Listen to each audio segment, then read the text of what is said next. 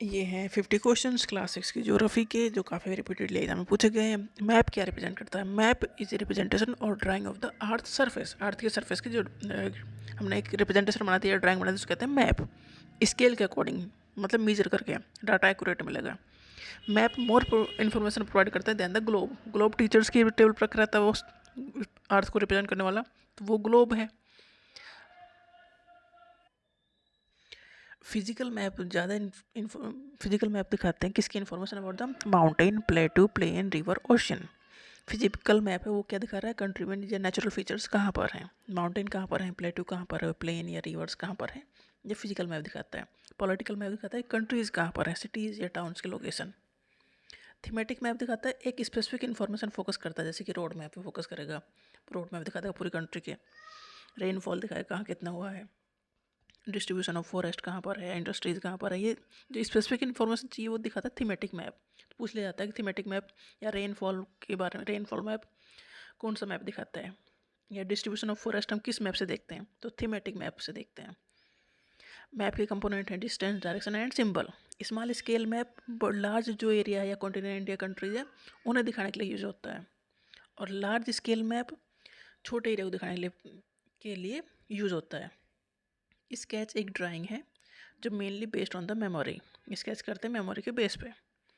Blue colour जो use होता है वो होता है वाटर बॉडीज़ को दिखाने के लिए। बायोस्फीयर एक नैरो जोन है जहाँ पर लैंड, वाटर और एयर सब मिलते हैं। लिथोस्फीयर एक सॉलिड पोर्शन ऑफ द अर्थ है जिस पे हम खड़े हैं, ज़मीन जो है।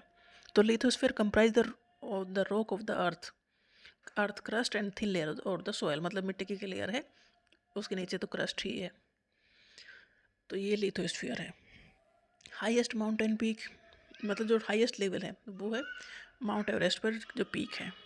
और जो डेप्थ है कितना, मतलब नीचे तक है, वो मैरीना ट्रेंच है। हाईएस्ट ग्रेटेस्ट डेप्थ मैरीना ट्रेंच है जो कि पैसिफिक ओशन में है।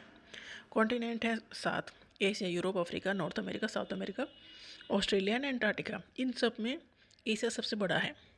एशिया के पास 1/3 जो टोटल जो लैंड या एरिया है, ज़मीन जितनी है उसकी 1/3 तो एशिया के पास ही है। तो एशिया सबसे बड़ा है। एशिया लाइज करता है इन द ईस्टर्न हेमिस्फीयर। अर्थ को दो इक्वल हाफ में डिवाइड करता है, इक्वेटर, नॉर्थन हेमिस्फीयर और southern hemisphere. Prime meridian divide करता है eastern hemisphere and western hemisphere. तो एशिया ईस्टर्न हेमिस्फीयर में रहता है। और ये जो जो प्राइम मेरिडियन है या इक्वेटर है, ये इमेजनरी लाइन है जो क्रिएट की गई है किसी भी प्लेस की एग्जैक्ट लोकेशन पता करने के लिए। एशिया और यूरोप के बीच में है यूराल माउंटेन, मतलब एशिया और यूरोप को सेपरेट कर रहा है यूराल माउंटेन।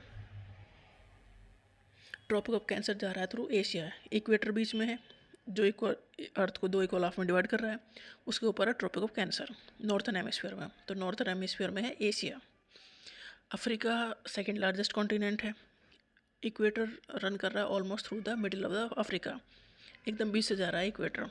अफ्रीका ऐसा कॉन्टिनेंट है जिससे तीनों जा रहे हैं, इक्वेटर भी, ट्रॉपिक ऑफ कैंसर भी एंड ट्रॉपिक ऑफ कैप्रिकॉर्न भी। इक्वेटर मिडिल लाइन है, ऊपर ट्रॉपिक ऑफ कैंसर है नॉर्थन हेमिस्फीयर में, और साउथर्न हेमिस्फीयर में ट्रॉपिक ऑफ कैप्रिकॉर्न है।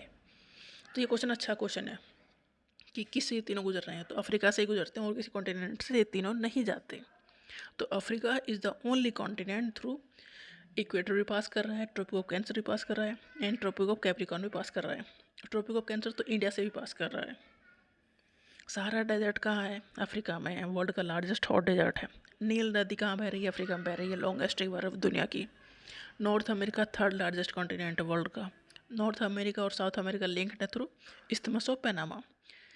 इस्थमस वो उस लैंड के टुकड़े को कहते हैं जो बड़े दो लैंड मास को कनेक्ट करता है।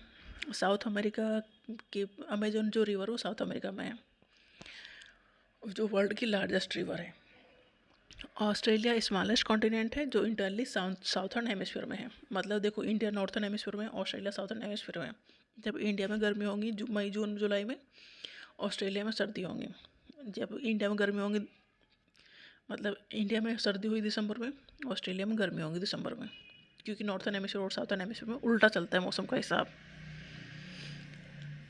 एंटार्क्टिका पर इंडिया के रिसर्च स्टेशन है, उनका नाम है मैत्री एंड दक्षिण गंगोत्री। काफ़ी अच्छा क्वेश्चन पूछा गया है। इस्तमस क्या है? ये नैरो स्ट्रिप ऑफ लैंड है जो दो बड़े लैंड मास को जोड़ता है, उसे इस्तमस कहते हैं। स्ट्रेट किसे कहते हैं? स्ट्रेट और नैरो पैसेज ऑफ वाटर है जो दो बड़े वाटर बॉडीज को कनेक्ट करेगा, जैसे कि पाक स्ट्रेट है। पाक स्ट्रेट इंडिया और श्रीलंका को कनेक्ट करता है।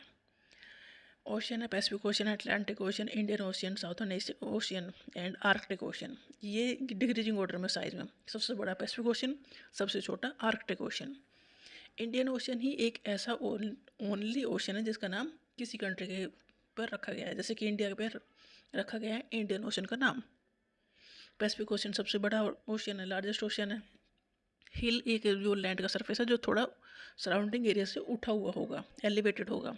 बट अगर 600 मीटर से ज़्यादा एलिवेटेड हो जाए तो इसे कहेंगे माउंटेन। अगर माउंटेन एक लाइन में अरेंज्ड हो तो उसे कहते हैं रेंज। माउंटेन मेनली 3 टाइप के होते हैं, fault mountain, block mountain, volcanic mountain. जैसे कि हिमालयन माउंटेन है और एल्प्स माउंटेन है, ये यंग फोल्ड माउंटेन, ये पूछ लिया जाता है एग्जाम्पल बताओ इससे कौन से हैं। जैसे कि अरावली रेंज है इंडिया में, ये ओल्डेस्ट फोल्ड माउंटेन की कैटेगरी में आता है। अपलेशियन माउंटेन नॉर्थ अमेरिका में है, यूराल माउंटेन रशिया में है, ये भी वेरी ओल्ड, बहुत पुराने फोल्ड माउंटेन टाइप के हैं। ब्लॉक माउंटेन किसे कहेंगे? मतलब एक ब्लॉक उठा हो, दूसरा ब्लॉक नीचे दसा हो, तो जो उठा हुआ पार्ट है उसे कहते हैं हॉर्स्ट और जो दबा हुआ पार्ट है उसे कहते हैं ग्रेवन। राहिने वैली एंड द वोस्कास माउंटेन जो यूरोप में है, ये एग्जाम्पल है फोल्ड माउंटेन के। वोल्केनिक माउंटेन बनते कैसे? वोल्केनिक एक्टिविटी से। माउंट किलिमंजारो अफ्रीका में और माउंट फुजियामा जापान में, ये एग्जाम्पल है वोल्केनिक माउंटेन के। माउंटेन डिफर करते हैं from the hill in term of elevation. Glacier कहाँ पाए जाते हैं? माउंटेन्स के बीच में। प्लेन से तो ग्लेशियर नहीं पाए जाते।